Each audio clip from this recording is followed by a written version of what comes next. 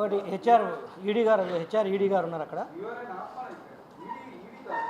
నేను అదే మీరు అడిగిన దానికి చెప్తున్నాను. నేనే ఆర్ఫన్ సమస్త ఆర్ఫన్ దశలో ఉంది ఇప్పుడు. యా, సో ఇప్పుడు వారు హరిగారు అడిగింది ఏంటంటే వాస్తవం అది. కాకపోతే ఎండి గారికి ఏదో అర్జెన్సీ మీటింగ్ ఉంది, ఈరోజు క్యాబినెట్ మీటింగ్ ఏదో నడుస్తుంది. ఆ నేపథ్యంలో వారు అక్కడ అటెండ్ అవ్వడం జరుగుతుంది. But one thing issue there ఇందాక కూడా చెప్పాను, యాజ్ ఆన్ టుడే కూడా సంస్థలో ప్రాపర్ ఎస్ఓపీస్ లేవు, స్టాండర్డ్ ఆపరేటింగ్ ప్రొసీజర్స్ లేవు, systems are not in place. Systems లేవు, అది నేను ఒప్పుకుంటున్నాను. 1 or 2 months everything will be in place. అవన్నీ కూడా సెట్ చేస్తాము. ఎగ్జాక్ట్లీ మీరు చెప్పింది కరెక్ట్. బట్ ఈరోజు ఎండీ గారికి వచ్చేసి క్యాబినెట్ మీటింగ్ ఉంటుంది, సీఎం గారితో ఉండాల్సి వచ్చింది. ఎక్కడో ఉన్నట్టుంది. బట్ మా వాళ్ళకు ఇంటిమేషన్ జరిగింది. హైరార్కీ కూడా చెప్తున్నా కదా, ఇది ఎక్కడ ఇష్యూ ఈ రోజు కాదండి, మొత్తం కొలాబ్ చేశారంటున్నాను.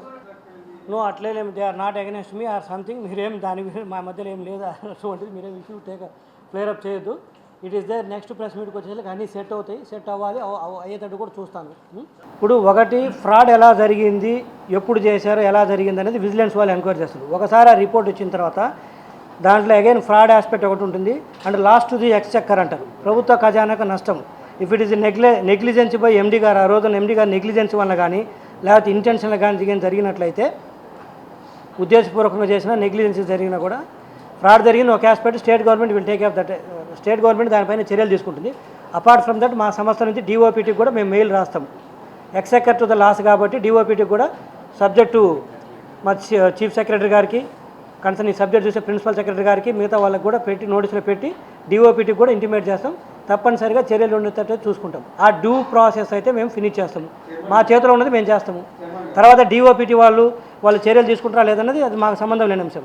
నేనైతే చేస్తాను. ఆ విషయంలో ఎటువంటి ఎగ్జామ్షన్ లేదు. అది మసూదన్ రెడ్డి గారు కావచ్చు, ఎక్స్ కావచ్చు, వై కావచ్చు, లీస్ట్ బాదర్. లాస్ట్ 5 yearsలో జరిగిన ఫ్రాడ్స్ కావచ్చు, అది negligence. Exchequer to the loss will take a serious action. అందుకనే కదా ఇవన్నీ జరుగుతున్నాయి కదా. అది విజిలెన్స్ ఎంక్వైరీ గోయింగ్ ఆన్. ఒకసారి రిపోర్ట్ వస్తుంది, ఇంకా నాకు తెలిసి కపుల్ ఆఫ్ వీక్స్లో వస్తుంది. వచ్చిన తర్వాత డెఫినెట్గా రాష్ట్ర ప్రభుత్వం తీసుకునే చర్యలు రాష్ట్ర ప్రభుత్వం తీసుకుంటుంది. కేంద్రానికి రాసేది కూడా రాస్తాం, డిఓపిటీ కూడా రాస్తాం. అడ్వకేట్ కూడా ప్రాక్టీస్ చేస్తున్నాం. ఇప్పుడు హరిగారు మీరు నేనేమన్నా ఇప్పుడే వచ్చినాం సంస్థలకి, మీకు తెలుసు. ప్లస్ మొత్తం ఇప్పుడు ఫైనాన్షియల్ కన్సల్టెంట్ లేడు, ఇంటర్నల్ ఆడిటర్ లేడు. ఆయన కూడా అంత 4 months కదా.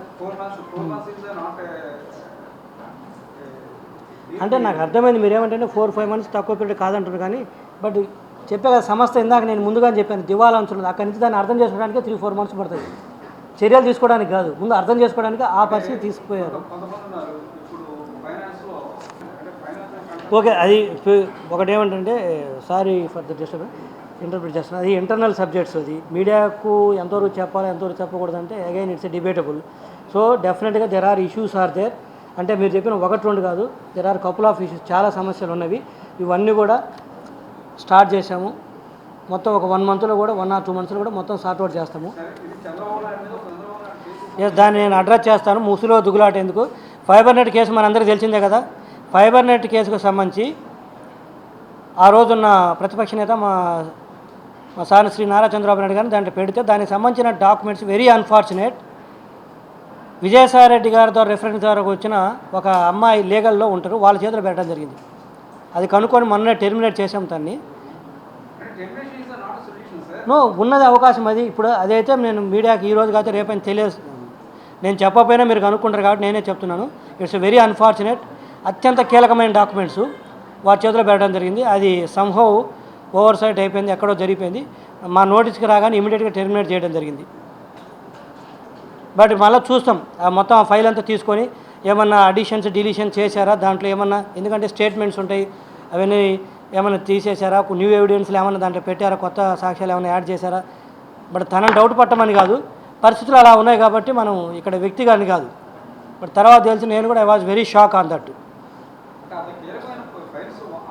కరెక్ట్ హరి గారు. మరి అందుకనే కదా మీరు అడగకముందే నేనే ఓపెన్ చెప్తున్నాను కదా, ఇట్ వాజ్ డన్. అది మీ నోటీస్ కూడా ఉంటుంది ఈడీ గారు, మనం కూడా డిస్కస్ చేయడం జరిగింది. But it is very unfortunate. But ఇది తెలియగానే ఒక క్షణం కూడా డిలే చేయకుండా స్పేర్ చేయలేదు, వాళ్ళని ఇమీడియట్గా టర్మినేట్ చేయడం జరిగింది. అన్ఫార్చునేట్లీ ఏంటంటే తనకు కూడా అపాయింట్మెంట్ లెటర్ లేదు, జస్ట్ వాట్సాప్ మెసేజ్ ద్వారా జాయిన్ అయిపోయారు. నేను మళ్ళీ చెప్తున్నాను, దివాలా అంచులో ఉన్న మాట వాస్తవము. దానికి నెంబర్స్ కూడా నేను చెప్పాను ఇందాక. ఐఎమ్ షూర్ దట్ డెఫినెట్గా ఇంతకుముందు ఫస్ట్ నేను ప్రెస్ మీట్లో చెప్పాను 50 లక్షల కనెక్షన్లు తీసుకెళ్తాము. డెఫినెట్గా దివాలా అంచులో ఉన్న దాన్ని రివైవల్ చేస్తాము. ఈరోజు 5 లక్షల కనెక్షన్ 50 లక్షలకు తీసుకెళ్తాము. ఆ విషయంలో ఎక్కడ కూడా కాంప్రమైజ్ అయ్యే క్వశ్చనే లేదు.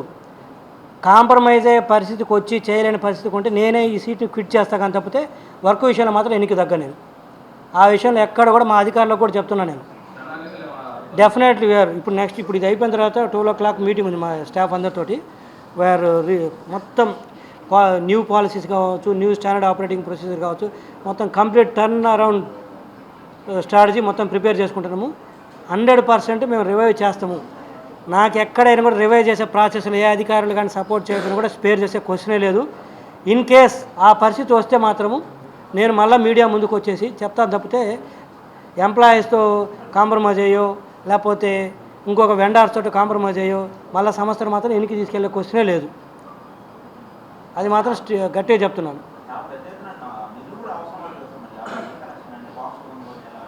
మనసుంటే మార్గం ఉంటుందండి, అదేం పెద్ద ఇష్యూ కాదు.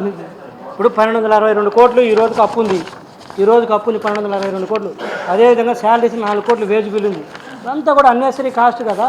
4 కోట్లు వేజ్ బిల్ ఉంది, దాన్ని తగ్గించుకున్నామంటే నెలకు చాలామందిని అవసరం లేని వాళ్ళందరినీ పెట్టారు. ఇందాక చెప్పే కదా, డ్రైవర్లు, అటెండర్లు, కుక్కుల కింద ఉన్నారు. వాళ్ళందరినీ కూడా అపాయింట్మెంట్ లెటర్స్ లేకుండా ఉన్నారు. వీళ్ళందరినీ కూడా తీసేసినట్టయితే దాదాపు మాకు దాంట్లో కొంత కాస్ట్ సేవింగ్ వస్తుంది. ఇంకా మిగతా ఎక్కడెక్కడ కాస్ట్ సేవింగ్ ఉందో చూస్తాము అండ్ న్యూ ఫైనాన్సెస్ చూసుకుంటాము. బట్ డెఫినెట్గా రివైవ్ చేయాలి. ఇదేంటంటే మా సార్కి చంద్రబాబు నాయుడు గారికి మానస పుత్రిక అలాంటి సంస్థ. రెండోది poor and middle class people కూడా ఇది ఒక రకం చెప్పాలంటే ఇది ఒక రకమైన వెల్ఫేర్ ప్రోగ్రామ్ లాంటిది. ఈరోజు జియో లాంటి, ఎయిర్టెల్ లాంటి వాళ్ళు ఎలా ఉంటారు, వాళ్ళకు లాభాలు వస్తే కనెక్షన్ ఇస్తారు, లాభాలు వస్తే వాళ్ళు కేబుల్స్ ఇస్తారు, అంటే కేబుల్ కనెక్షన్స్ ఇస్తారు, లైన్స్ చేస్తారు. బట్ మాది ఎలా కాదు కదా, ఒక కనెక్షన్ ఉన్నా కూడా తాండాలో ఉందన్నా కూడా 10 కిలోమీటర్లు కూడా మేము వెనకాడం ఏది కేబుల్ కొత్త కేబుల్ వేసి కనెక్షన్ ఇవ్వడానికి. So that is our aim, motive. అది ఇట్స్ నాట్ అబౌట్ లాభాల కోసం కాదు, టు సర్వ్ ద పీపుల్ కాంటెస్ట్లో డెఫినెట్గా రివైవ్ చేస్తాము. మేము అనుకున్న నెంబర్ను కూడా రీచ్ అవుతాము. ఆ కాంటెస్ట్లో 100% స్ట్రిక్ట్గా ఉంటుంది. స్టేట్ గవర్నమెంట్ అడగము, ఓన్లీ రెవెన్యూ గ్రాంట్ ఉంటుంది. దాని వరకే లెజిటిమేట్గా ఎంత వస్తుంది అంతవరకే తీసుకుంటాం. 420 నుండి 1350 వరకు పడిన ఎంప్లాయీస్ ఎవరైతే ఉన్నారో మీరు చెప్పినట్టు లేకుండా జాయినింగ్ అయ్యారు, అట్లా జాయిన్ అయ్యారు. ఆల్రెడీ ప్రాసెస్ స్టార్ట్ అయింది. డెఫినెట్గా అందులో డౌట్ ఏముంది అసలు.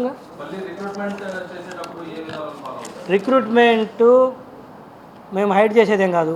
ఒక్క ఎంప్లాయీని రిక్రూట్ చేసినా కూడా ప్రాపర్ రిక్రూట్మెంట్ అంటే ఒక నోటిఫికేషన్ ఇవ్వడం కానీ, నోటిఫికేషన్ ఇచ్చి ముందు ఇంటర్నల్గా మేము ఒక అంటే ఎవరు అవసరము, ఎంతవరకు అవసరం అది రెడీ చేసుకుంటాము.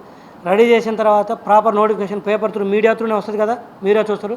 అది ఒక్క జాబ్ అయినా 100 జాబ్లైనా పేపర్ నోటిఫికేషన్ ఇస్తాము. ఏ స్కిల్ సెట్ కావాలి, వాళ్ళకి ఏ క్వాలిఫికేషన్స్ కావాలి, ఎంత ఎక్స్పీరియన్స్ ఉండాలి అనేది మొత్తం కూడా దాంట్లో రాస్తాము. దాని ద్వారా వచ్చిన వాళ్ళని ఇంటర్వ్యూ చేస్తాం ప్రాపర్గా. ఇంటర్వ్యూ చేసిన తర్వాత ప్రాపర్ ఆఫర్ లెటర్ ఉంటుంది, అపాయింట్మెంట్ లెటర్ ఉంటుంది. Everything will be in place, ప్రాపర్గానే ఉంటుంది. దానికి ఏంటంటే 2,10,00,000 రూపాయలకి అగ్రిమెంట్లోకి ఎంటర్ అవ్వడం జరిగింది వ్యూహం సినిమాకి. ఏది మా ఫైబర్ నెట్ కొని మా దాంట్లో రిలీజ్ చేసేటట్టుగా. కాకపోతే ఏం జరిగిందంటే దానికి ఎలా చేసుకోవాలంటే వ్యూస్ని బట్టి పే చేయాలి. ఆ రోజు వచ్చిన వ్యూస్ ఎంతంటే 1863 వ్యూస్ వచ్చినాయి దానికి వ్యూహం సినిమాకి. ఇట్ సపోజ్ టు బి ఒక రేషియో ప్రకారం 100 రూపాయలు అంతా వెళ్తే దానికి అంతా గట్టి కలిపిన కూడా వాళ్ళకు హార్డ్లీ వాట్ యు కాల్డ్ అంతే 1,80,000 2 లక్షల కంటే కూడా పే చేయకూడదు వాళ్ళకి. 2 lakhs suppose to be pay. 2 లక్షలు కూడా పే చేయాల్సిన దానికి 2,10,00,000 ఎంటర్ అయ్యారు. అది మా అకౌంట్లో డెబిట్ అయినట్టుగా వాళ్ళకి అమౌంట్ వెళ్ళినట్టుగా, అదే ఆర్వీ అని వాళ్ళది ఒక సంస్థ ఉంది, వాళ్ళ అకౌంట్లో క్రెడిట్ అయినట్టుగా బ్యాంక్ స్టేట్మెంట్స్ కూడా తెప్పించాము. ఇట్ ఈస్ దేర్ ప్రూఫ్స్ ఉన్నవి. పేమెంట్ జరిగింది మాట వాస్తవము. ఒక వ్యూకి ఎంత పడింది తెలిసిన 11,000 రూపాయలు పడింది ఒక వ్యూకి మా అగ్రిమెంట్ ప్రకారం. సో అది కూడా విత్ ఎవిడెన్సెస్ ఉన్నాయి. వాళ్ళ అగ్రిమెంట్లోకి ఏ రేట్కి అగ్రిమెంట్లోకి ఎంటర్ అయ్యారు, ఎన్ని మాకు వ్యూస్ వచ్చినాయి, ఎంత పేమెంట్ చేసాం, మా దాంట్లో డెబిట్ వాళ్ళ దాంట్లో క్రెడిట్ అయినట్టు కూడా విత్ ప్రూఫ్స్ అన్నీ ఉన్నాయి. దాని మీద కూడా డెఫినెట్గా చర్యలు ఉంటాయి. మరిన్ని వీడియోస్ కోసం ఛానల్ ని సబ్స్క్రైబ్ చేయండి. లేటెస్ట్ అప్డేట్స్ కోసం వాట్సాప్ ఛానల్ ని ఫాలో అవ్వండి. ఆ లింక్ డిస్క్రిప్షన్ లో ఉంది.